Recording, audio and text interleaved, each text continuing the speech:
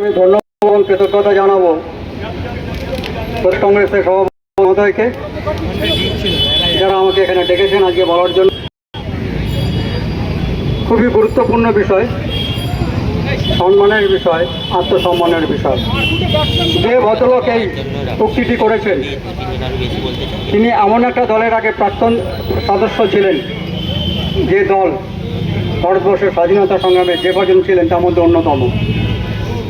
হয়তো উনি স্বাধীনতা সংগ্রামী বংশধর হলেও হতে নশ্বর। অনেকেই বলেছেন, অনেকেই জানেন 1905 সালে বঙ্গভঙ্গ আন্দোলনের পরিপ্রেক্ষিতে রবীন্দ্রনাথ ঠাকুর এই গান লিখেছিলেন এবং একটা ইউনাইটিং ফ্যাক্টর ছিল, সকলে মিলে এটাকে গিয়েছিলেন। এটা তো সৌভাগ্যের বিষয় যে কবিগুরু রবীন্দ্রনাথ ঠাকুরের লিখিত গান, কবিতা, পদ্য থেকে 3টে দেশে জাতীয় সঙ্গীত হয়েছে। আমাদের ভারতবর্ষ, তার একটা অংশ, কিছুটা অংশ নিয়ে আমার সোনার বাংলা নিয়ে বাংলাদেশ 71-এর পর। আর অনেকেই হয়তো জানেন যে শ্রীলঙ্কাতেও সোনারি সে পরবর্তীকালে ওখানকার প্রধানমন্ত্রী হন বা কিছু হন, উনি ওই ভাষায় ট্রান্সলেট করে ওটা কি জাতীয় সঙ্গীত করেছিলেন সেই দেশে। এটা একটা গর্বের বিষয়।